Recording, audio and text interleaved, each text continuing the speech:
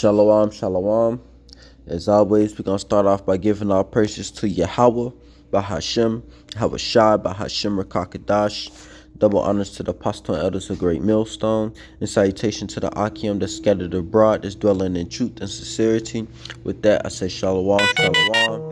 It's your brother Izar, coming back at you again with another lesson through the power and spirit of Yahweh, Bashem Yahweh. And this is going to be Genesis 3 breakdown part 1. And we're going to get straight into it.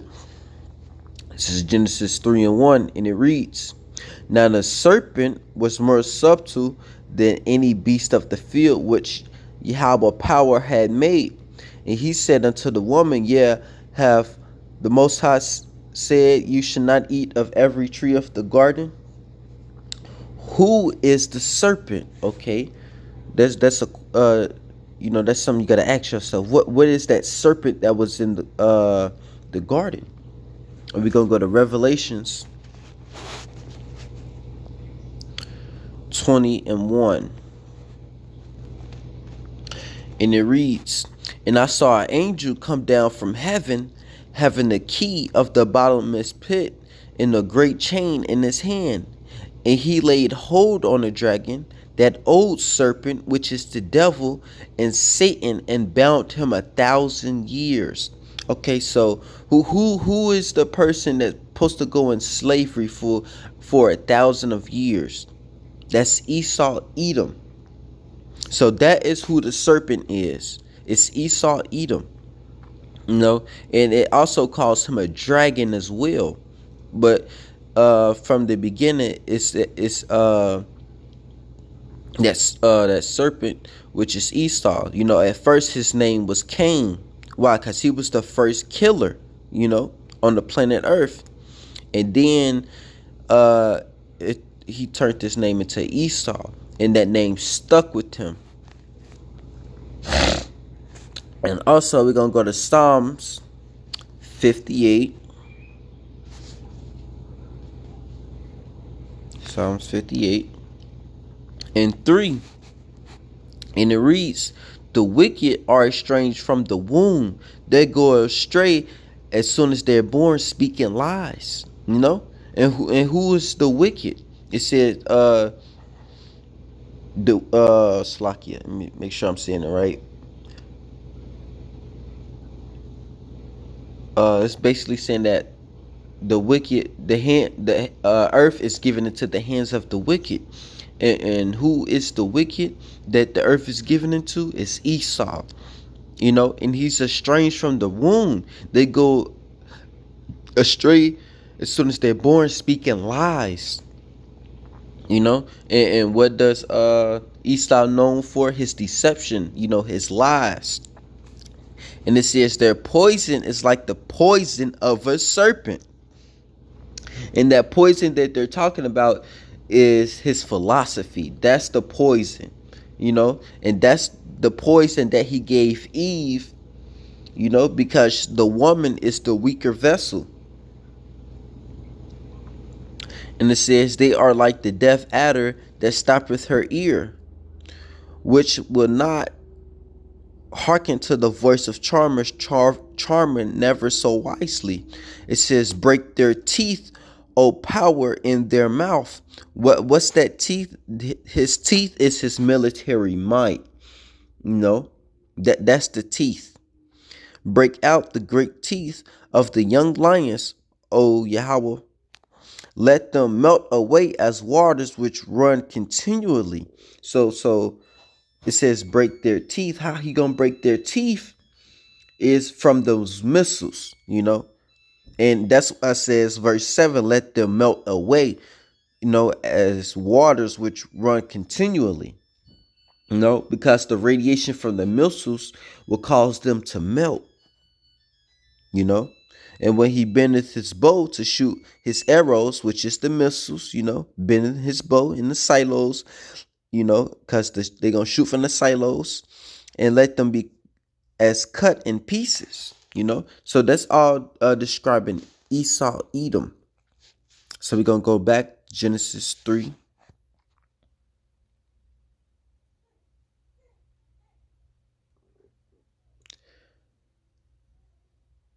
we going, hold on, where did we leave off at? I'm gonna start at verse 2. And the woman said unto the serpent, we may eat of the fruit of the fruit of the trees of the garden, but of the fruit of the tree which is in the midst of the garden, the Most High hath said, you shall not eat of it, neither shall you touch it, lest ye die. And the serpent said unto the woman, you shall not surely die, for the Most High doth know that in the day you eat thereof, then your eyes shall be open, you shall be as gods, knowing good and evil. So basically right here, Esau basically told Eve that your eyes will be open, you shall know evil as well as good. Basically saying you know more than the Most High, he won't be able to tell you nothing because you know both sides of the spectrum and not just good, you know. In verse 6, and when the woman saw that the tree was good for food, and it was pleasant to the eyes, and the tree to be desired to make one wise, she took of the fruit thereof and did eat, and gave also unto her husband with her, and he did eat. And just to elaborate on the verse 6, you could eat a ton of apples, it would not make you smarter. That fruit, what they was eating was the philosophy Esau gave her, you know, because if you was reading with us and if you did the lesson, you know, did your video on Genesis 2, you will know that we was wise to know good but simple concerning evil. So what he gave us was evil and not good. The Most High, Yahweh Bashem Yahushua, gave us the good, you know, but Esau gave us the evil, you know, and that evil was his philosophy. And it reads, and the eyes of them both were open, and they knew that they were naked, and they sewed fig leaves together and made themselves aprons. And they heard the voice of Yahweh power walking in the garden in the cool of the day, and Adam and his wife hid themselves from the presence of Yahweh power amongst the trees of the garden. So the trees of the garden is also talking about the other nations, and we're going to get it. We're going to go to Ezekiel 31 and 6. All the fowls of heaven made their nests in his boughs, and under his branches did all the beasts of the field bring forth their young, and under his shadow dwell all great nations. Okay, we got to get that word boughs. We got to go into that word. And it says bow, branch, right? So that's what it means. But if we go to just to let you know that, hold on, in fact, let me go back to it. That word there is sapa. It's sapa. But if we go to Genesis, never mind. I thought I messed up. Never mind. If we go to Genesis 49 in verse 22, I believe. Yes, and it reads, Joseph is a fruitful bow, even a fruitful bow by a well whose branches run over the wall. Now watch this. That what that word bow mean right there is bond, and it's people of a nation.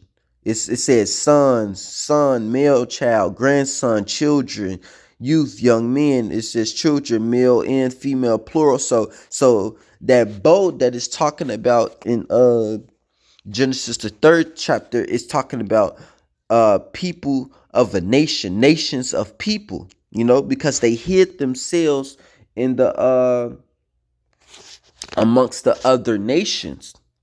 And we're gonna go back to Ezekiel 31 in verse 6. Verse 7, because we read verse 6. Matter of fact, we're gonna read verse 6 again. Salaki. And all the fowls of heaven made their nests in his boughs, and under his branches did all the beasts of the field bring forth their young. You know, talking about a nation of people. And under his shadow dwelt all great nations.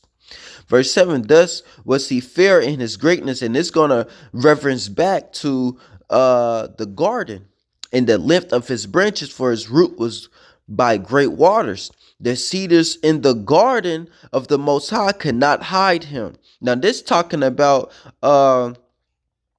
You know, Adam and Eve, thousands of years ago, because this is Ezekiel.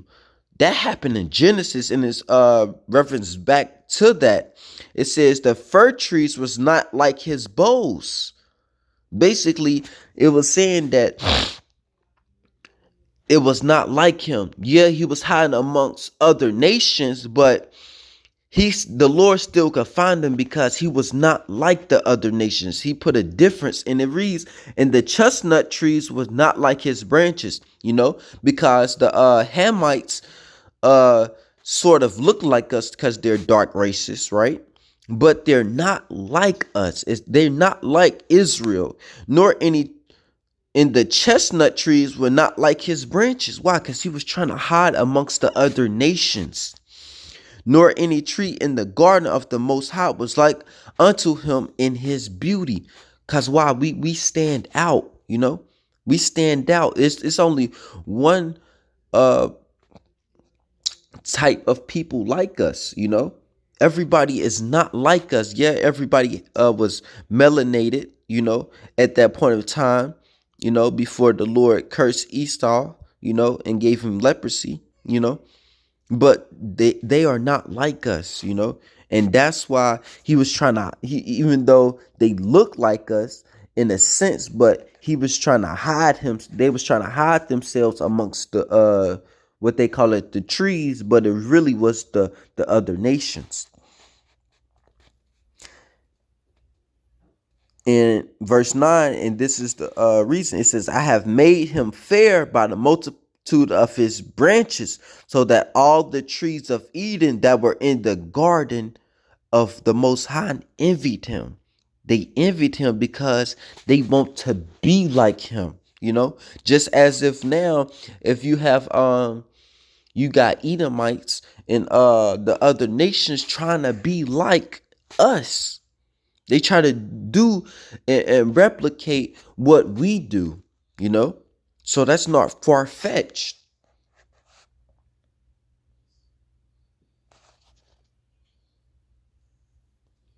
We're going to go back to Genesis 3.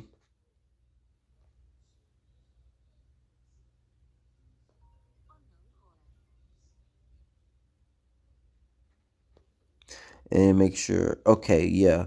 And I'm going to read that again. They heard the voice of the Yahweh power walking in the garden in the cool of the day, and Adam and his wife hid themselves from the presence of Yahweh power amongst the other nations, pretty much, amongst the trees of the garden.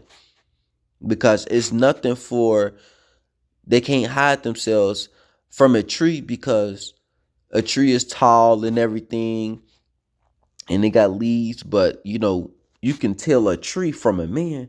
But when you looking through other nations of people that might look like you, but they're certainly Salakia, but they certainly are not you. It's gonna be hard to tell a little bit, just to see exactly where you at.